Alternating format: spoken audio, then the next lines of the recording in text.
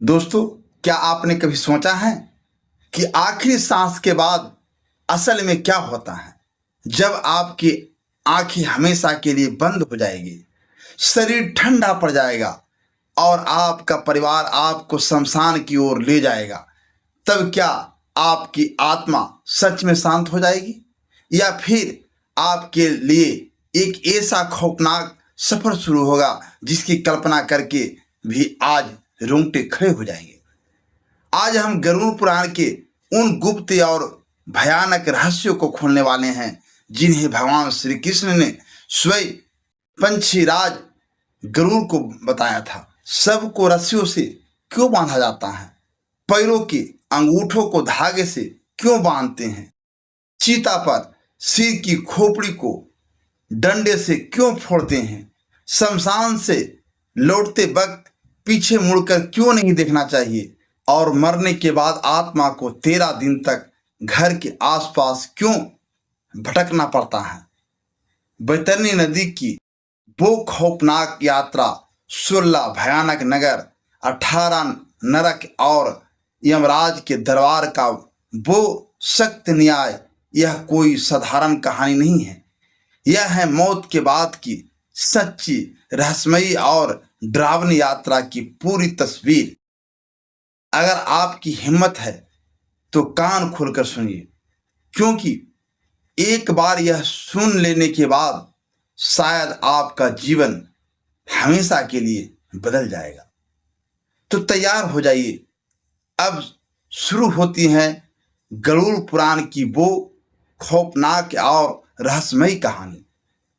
सबकी खोपड़ी क्यों फोड़ते हैं और सबको शमशान बांध कर क्यों ले जाते हैं? देख पापी, तेरे परिवार को देख, तेरे मरने का उनको कोई गम नहीं है, क्योंकि तू इसी के लायक था। अब तुम्हें इतना भयंकर दंड मिलेगा कि तू अगले 7 जन्म कोई पाप नहीं करेगा। दोस्तों, क्या आपने कभी उस खौफनाक और सुनकर देने वाले सन्नाटे की कल्पना की है? जब किसी मनुष्य की सांसें सदा के लिए थम जाती हैं, जब शरीर बर्फ की तरह ठंडा पड़ जाता है, तब उस निस्तेज देह और उसकी अदृश्य आत्मा के बीच असल में कौन सा रहस्यमयी खेल शुरू होता है?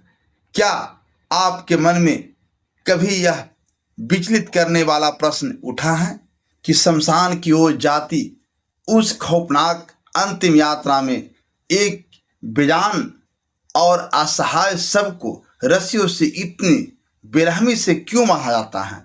मृत्यु के पश्चात उस शव को एक पल के लिए भी अकेला क्यों नहीं छोड़ा जाता? चीता की धधकती अग्नि के बीच जब शरीर जल रहा होता है, तब अचानक मृतक के कपाल यानी सिर पर डंडे से इतना कठोर प्रहार क्यों किया जाता है? सब यात्रा के सबसे आगे चलने वाला व्यक्ति अपने हाथों में आग का सुलगता हुआ मटका क्यों लेकर चलता है?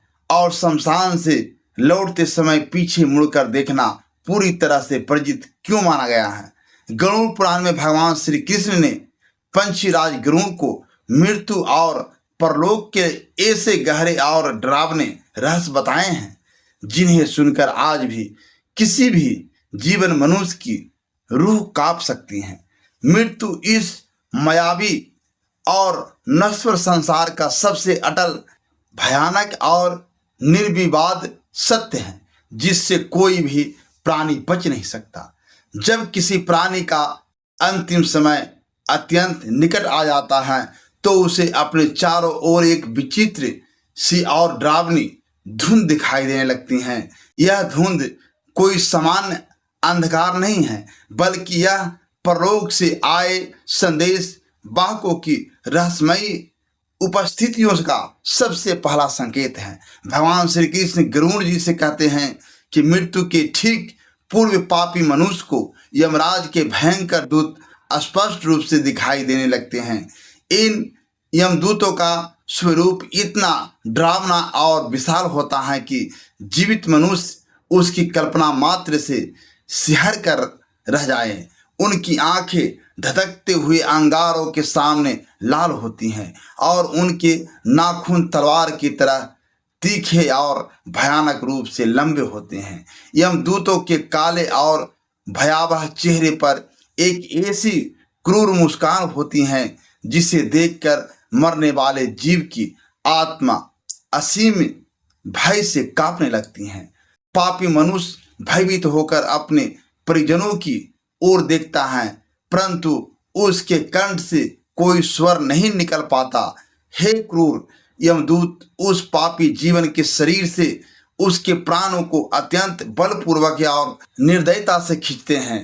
उस अंतिम क्षण में मनुष्य को ऐसा असहनीय कष्ट होता है मानो हजारों बिच्छुओं ने उसके शरीर में मर्म स्थानों पर एक साथ भयानक डंक मार दिया हो। हम प्राणों के इस भयंकर खिंचाव से मनुष्य के नेत्र उलट जाते हैं, मुख से फेन आने लगता है और शरीर में एक तीव्र ऐंठन उठती है। प्राणों के निकलते ही वह जीवात्मा अपने भौतिक शरीर को त्याग देती है।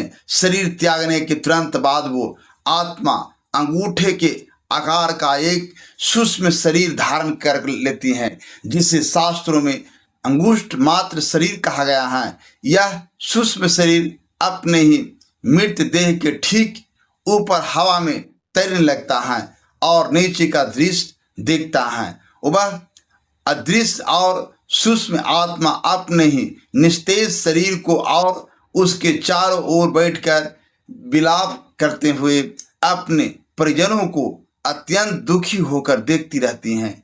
उसे अपनी मृत्यु पर बिल्कुल भी विश्वास नहीं होता। वो बार बार अपनों से बात करने का प्रयास करती हैं, उन्हें छूने की कोशिश करती हैं, लेकिन कोई उसकी पुकार नहीं सुनता और न ही कोई उसका स्पर्श महसूस कर पाता है। यही उस आत्मा की सबसे पहली और भयानक पीड़ा होती है। मृत्यु के पश्चात हिंदू धर्म में सबसे पहला और अनिवार्य नियम यह है कि सबको शमशान ले जाने से पूर्व एक पल के लिए भी अकेला नहीं छोड़ना चाहिए। गरुड़ पुराण के अनुसार मृत्यु के तुरंत बाद शरीर और आत्मा का संबंध पूरी तरह से समाप्त नहीं होता है। आत्मा अपने मृत्यु शरीर के आसपास ही मंडराती रहती है और उसे अपने पुराने भौतिक शरीर से असीम मोह होता है। यही सबको सुना या अकेला छोड़ दिया जाए तो जीवात्मा को अपने परिजनों को पास न पाकर अत्यंत भयानक मानसिक पीड़ा का अनुभव होता है। इसके अतिरिक्त गरुड़ पुराण एक अत्यंत भयानक रहस्य भी उजागर करता है कि रात के समय नकारात्मक शक्तियां, पिशाच और प्रेत आत्माएं वातावरण में अत्यंत सक्रिय हो जाती हैं। यही सब को बिना किसी निगरानी के अकेला छोड़ दिया जाए तो कोई भी बुरी शक्ति उस पर हावी हो सकती हैं। अघोरी और तांत्रिक विद्या का अभ्यास करने वाले भी काली रातों में ऐसे ही लावारिस शवों की खोज में रहते हैं। वे मृत देह का उपयोग अपनी काली विद्याओं, भूत प्रेत जगाने और भयानक तांत्रिक क्रियाओं के लिए कर सकते हैं। यदि ऐसा होता है तो मृत व्यक्ति की आत्मा परलोक में भयंकर यातनाएं सहने के लिए विवश हो जाती हैं और उस प्रेत योनि में अनंत काल तक भटकना पड़ता है। इसलिए सबकी रक्षा करना सबसे बड़ा धर्म माना गया है। यही कारण है कि सबके पास हमेशा परिवार का कोई न कोई सदस्य उपस्थित रहता है और वहाँ निरंतर एक पवित्र दीपक जलाए रखा जाता है। यह दीपक न केवल अंधकार को मिटाता है बल्कि इसके प्रकाश से जीवात्मा को सुरक्षा का अनुभव होता है। व्यावहारिक और वैज्ञानिक दृष्टि से भी देखें तो मृत्यु के पश्चात शरीर का अत्यंत तीव्र गति से क्षय होने लगता है और उसमें अनेक प्रकार के दूषित कीटाणु पनपने लगते हैं। चींटियाँ, कीड़े मकोड़े, मक्खियाँ या अन्य जीव उस मृत और असहाय देह को हानि पहुंचा सकते हैं। सबकी पवित्रता और सम्मान को बनाए रखने के लिए परिजनों को उसके पास बैठकर निरंतर उसकी देखभाल करनी पड़ती है। खुशबूदार अगरबत्ती और धूप जलाने का विधान भी इसलिए है ताकि शरीर से उत्पन्न होने वाली दुर्गंध और कीटाणुओं को नष्ट किया जा सके।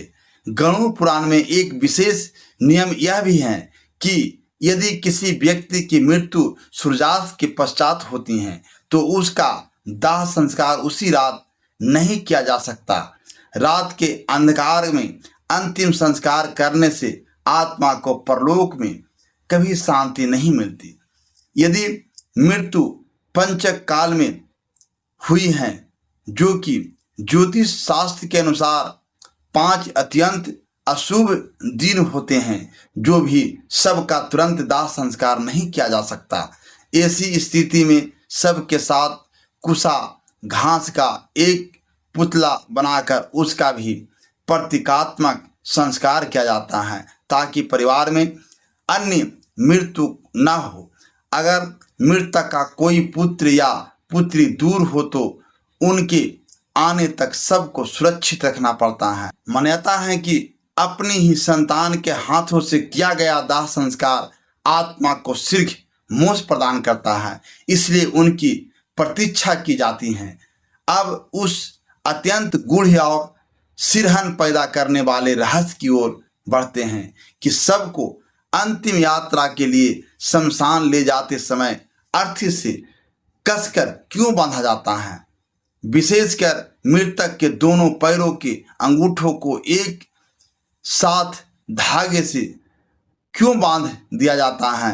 जब प्राण शरीर से बाहर निकलते हैं तो अज्ञान और मोह से ग्रसित जीवात्मा अपने शरीर से दूर नहीं जाना चाहिए। वह अत्यंत व्याकुल होकर बार बार अपने उसी ठंडे पड़ चुके भौतिक शरीर में पुनः प्रवेश करने का असफल प्रयास करती रहती है। आध्यात्मिक विज्ञान और योग शास्त्रों के अनुसार सूक्ष्म शरीर द्वारा भौतिक शरीर में प्रवेश करने का सबसे मुख्य और निचला मार्ग मूलाधार चक्र होता है। यह चक्र मनुष्य के पैरों और रीढ़ की हड्डी के सबसे निचले हिस्से से गहरे रूप से जुड़ा होता है। मृतक के पैरों के अंगूठों को एक साथ कसकर बांध देने से शरीर का वह प्रवेश मार्ग पूरी तरह से अवरुद्ध और सील हो जाता है। ऐसा करने से भटकती हुई आत्मा या कोई अन्य बुरी प्रेत शक्ति उस देह में दोबारा प्रवेश नहीं कर पाती। जीवात्मा जब बार बार बंद शरीर में घूमने का प्रयास करती हैं तो उसे उस टकराहट से अत्यंत भयंकर कष्ट और असहनीय पीड़ा सहन करनी पड़ती हैं। उसकी इस व्यर्थ की पीड़ा को समाप्त करने और उसे मुक्त का मार्ग दिखाने के लिए ही अर्थी पर उसे कसकर बांध दिया जाता है। इसके साथ ही शरीर की दाहिनी और बाईं नाड़ी का संपर्क अंगूठे बांधने के आसपास में जुड़कर अवरुद्ध हो जाता है। इससे शरीर की बची हुई सूक्ष्म ऊर्जा बाहर नहीं जा पाती और अनिष्ट शक्तियां उस सब पर अपना तांत्रिक नियंत्रण स्थापित नहीं कर पाती। सबको अर्थी पर रस्सियों से बांधने का एक और बड़ा रहस्य यह है कि मृत्यु के पश्चात शरीर की मांसपेशियां सिकुड़ने लगती हैं और उनमें जकड़न आ जाती हैं।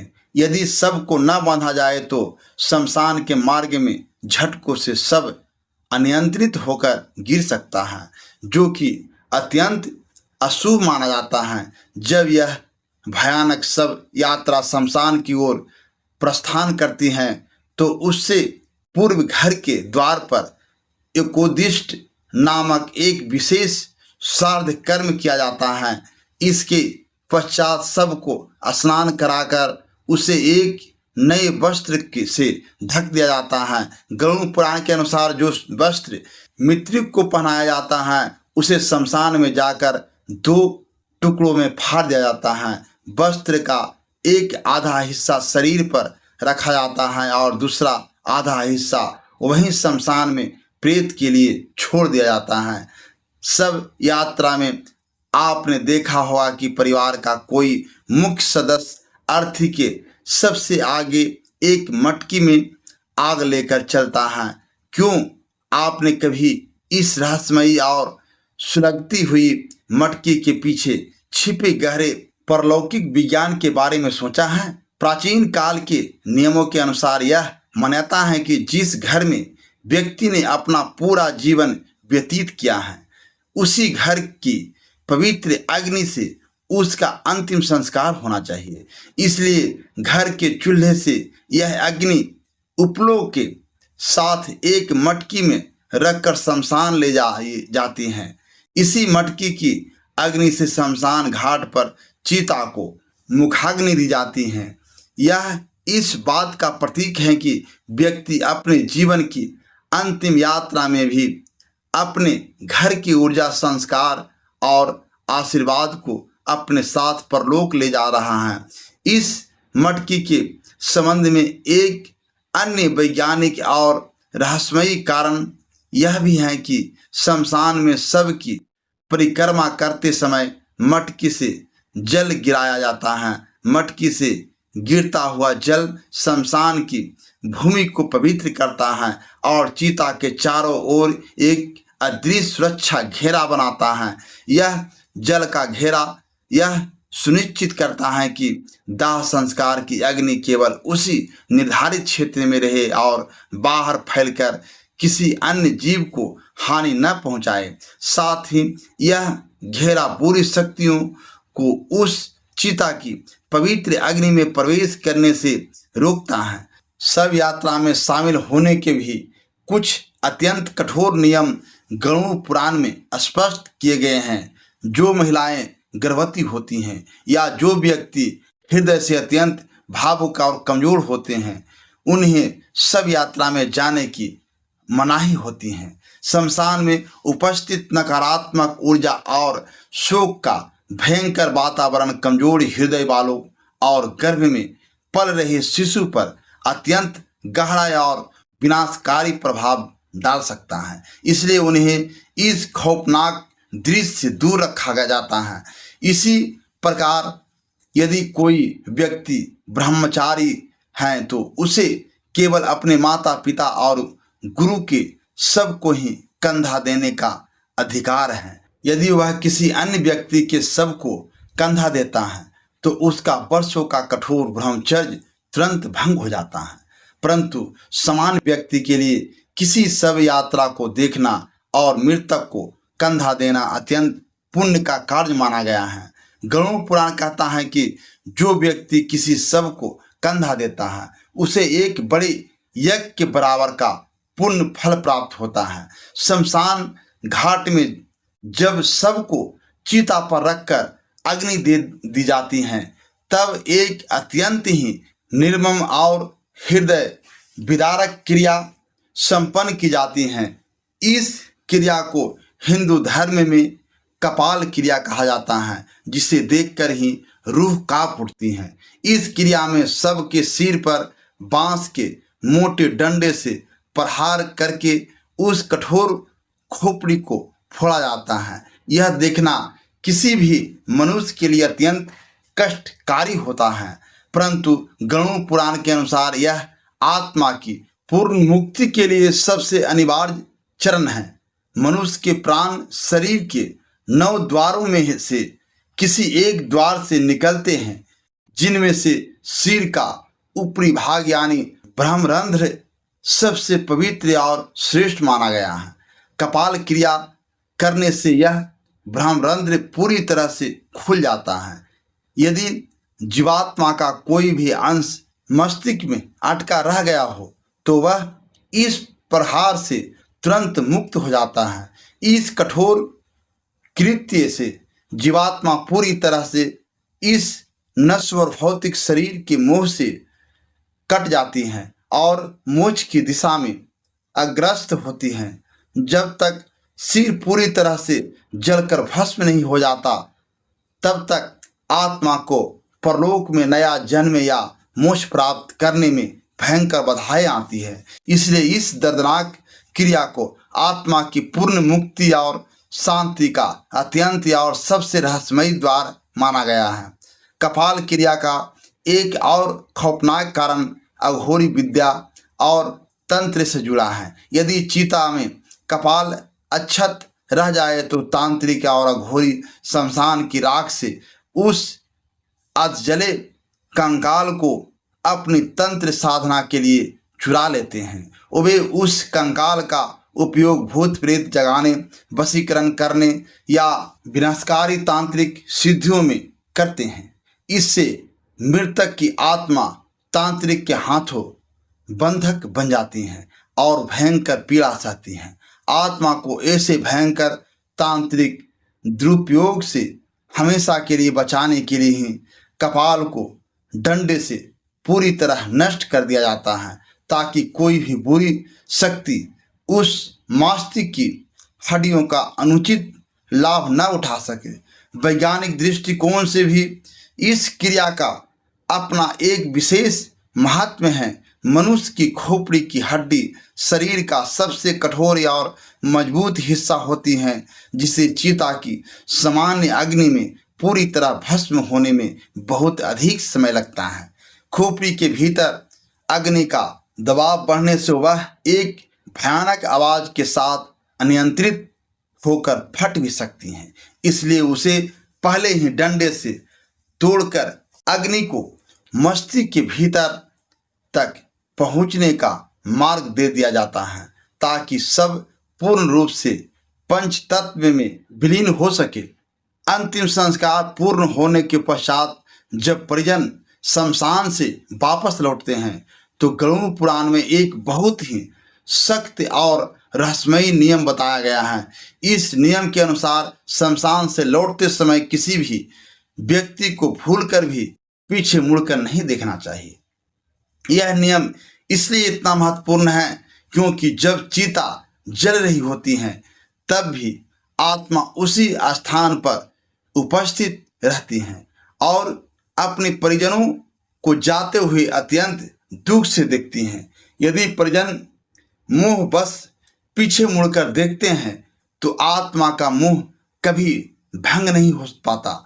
परिजनों की उस करुण दृष्टि से बंधकर आत्मा पुनः उनके पीछे घर की ओर लौट आती हैं और प्रेत योनि में भटकने लगती हैं।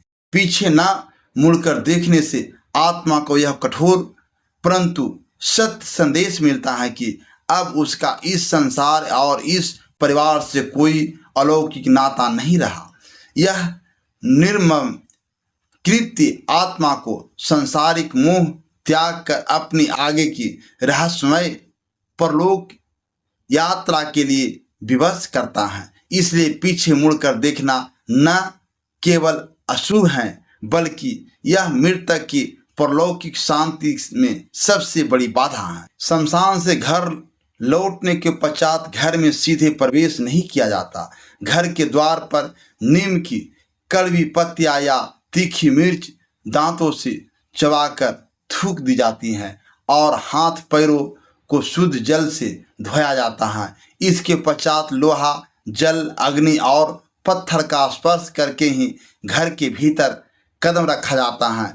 यह क्रिया मृतक के शोक की कड़वाहट को त्यागने, भावनाओं को पत्थर के समान मजबूत करने और शमशान की नकारात्मक ऊर्जा को घर के बाहर ही नष्ट कर देने का प्रतीक है। सब करने वाले मुख्य व्यक्ति को कुछ दिनों तक शमशान और अन्य अपवित्र स्थानों से दूर रहना चाहिए, क्योंकि चिता की अग्नि देने वाले व्यक्ति का शरीर अत्यंत संवेदनशील हो जाता है और अनिष्ट शक्तियां उसे बहुत ही सरलता से अपना शिकार बना सकती हैं। शास्त्रों के अनुसार अस्थियों का संचयन मृत्यु के तीसरे या चौथे दिन किया जाना चाहिए। चिता की अग्नि से अस्थियों में आकाश और तेज तत्व की ऊर्जा समाहित हो जाती हैं, जो मृत आत्मा को कुछ दिनों तक सुरक्षा कवच प्रदान करती हैं।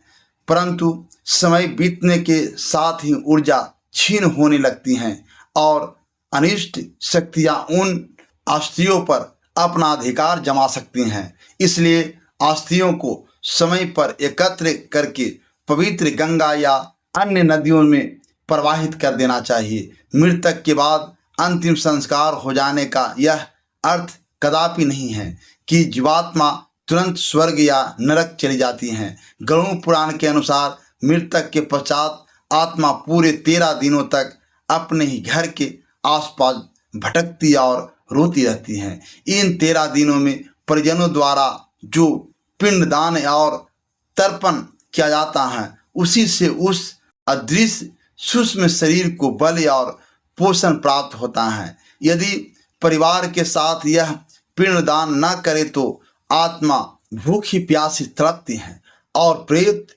योनि में अनंत काल तक भटकने के लिए विवश हो जाती हैं। पिंडदान की इस रहस्यमयी प्रक्रिया में अत्यंत घोर विज्ञान छिपा है। मृत्यु के पश्चात पहले दिन में पिंडदान से उस जीवात्मा का नया सिर बनता है। दूसरे दिन के पिंडदान से गर्दन और कंधे का निर्माण होता है। तीसरे दिन हृदय, चौथे दिन पीठ, पांचवें दिन नाभि और छठे दिन कमर का निर्माण होता है। इस प्रकार 10वें दिन तक आत्मा को एक पूरा नया यातना शरीर प्राप्त होता है जो उसे यमलोक की भयंकर यात्रा के लिए तैयार करता है।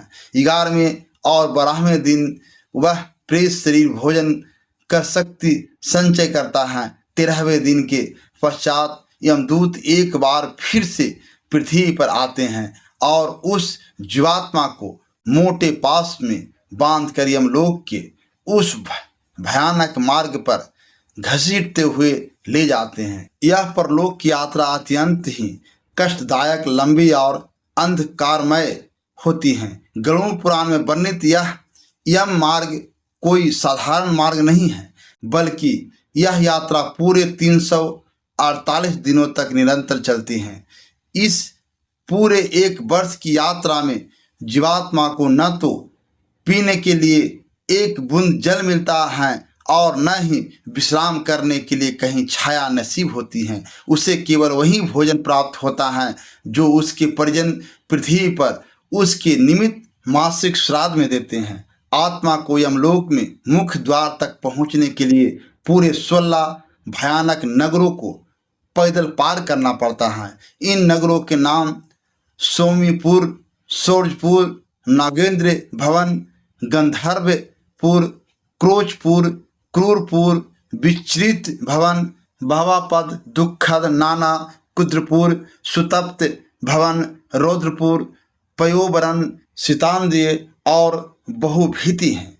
इन 16 नगरों में से प्रत्येक नगर में आत्मा को उसके पापों के अनुसार अलग अलग प्रकार की भयंकर यातनाएं झेलनी पड़ती हैं। पहले नगर सौम्यपुर में आत्मा को क्षण भर का विश्राम मिलता है, जहां वो अपने परिवार और सुखों की याद करके फूट फूट कर रोती हैं। परंतु यमदूत उसे कोड़े मारते हुए कहते हैं कि तेरा धन, तेरी पत्नी और मेरे मित्र अब कहाँ गए?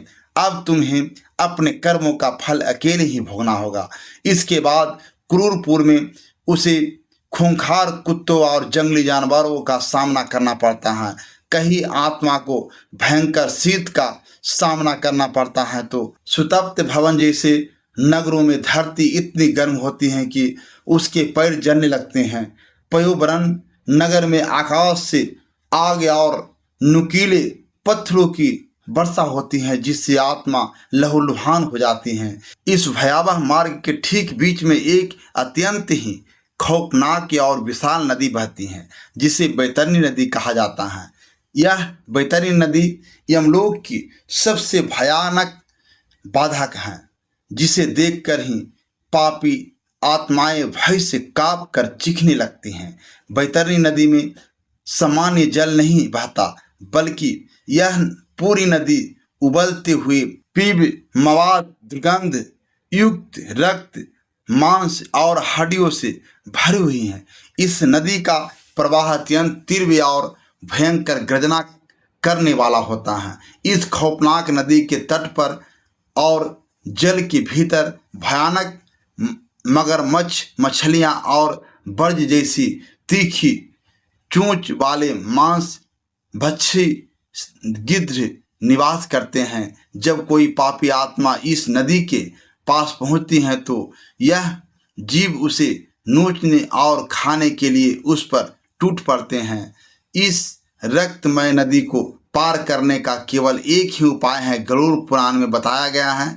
जिस मनुष्य ने अपने जीवन काल में निस्वार्थ भाव से गौदान, गाय का दान किया हो, उसे इस नदी को पार करने के लिए एक प्रेत द्वारा चलाया जाने वाली दिव्य नाव मिल जाती हैं। जिस पापी के पास गौदान या अन्य शुभ कर्मों का पुण्य नहीं होता, यमदूत उसके नाक और मुंह में लोहे का मोटा कांटा फंसाकर उसे उस खोलती हुई नदी के बीच से बेरहमी से घसीटते हुए ले जाते हैं। वह आत्मा उस रक्त में डूबती उतराती भयानक कष्ट भोगती हैं। जो लोग धर्म के नाम पर चोरी करते हैं, दूसरों की निंदा करते हैं या जो दूसरों के दुख में खुश होते हैं, उन्हें भी इस बैतरणी नदी की भयंकर यातनाओं में ढकेल दिया जाता है। लहरों के ढपड़े उन्हें नरक की ओर खींचते ले जाते हैं। लगभग 1 वर्ष की निरंतर भूखी प्यासी और कष्टकारी यात्रा के बाद वो छत बिछत जो आत्मा यमराज की विशाल नगरी, जिसे यमपुर कहा जाता है, मुख्य द्वार पर पहुंचती हैं। वहां उसे धर्मराज यमराज के भयंकर दरबार में प्रस्तुत किया जाता है। यमराज के दरबार में उसके मुख्य सहायक चित्रगुप्त विराजमान होते हैं। चित्रगुप्त के पास प्रत्येक जीवात्मा के जीवन भर के शुभ और अशुभ कर्मों का अत्यंत सूक्ष्म और सटीक लेखा जोखा मौजूद होता है। चित्रगुप्त उस आत्मा के समस्त गुप्त रहस्यों, पापों और पुण्यों को यमराज के समक्ष पढ़ते हैं। मनुष्य सोचता है कि उसने एकांत में छिपकर पाप किया है और कोई नहीं देख रहा, परंतु चित्रगुप्त के श्रवण नामक दूत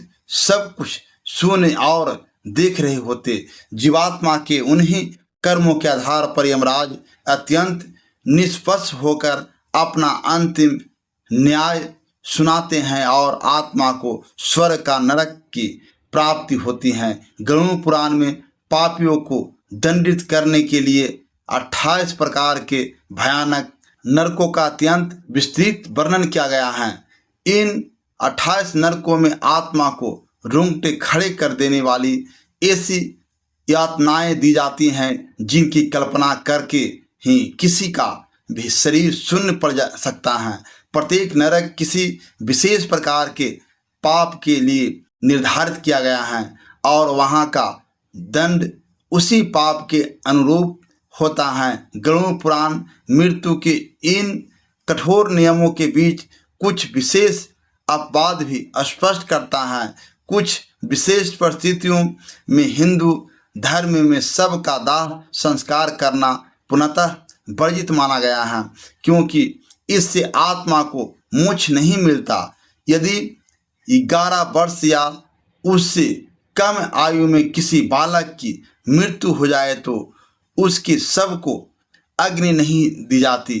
बच्चों की आत्मा अत्यंत पवित्र होती हैं और उनका भौतिक देह से कोई विशेष मोह नहीं जुड़ पाता, इसलिए उन्हें मिट्टी में भू समाधि या जल समाधि दी जाती हैं। इसी प्रकार यदि किसी स्त्री की मृत्यु गर्भावस्था के दौरान हो जाए तो उसका भी दाह संस्कार करना निषिद्ध है।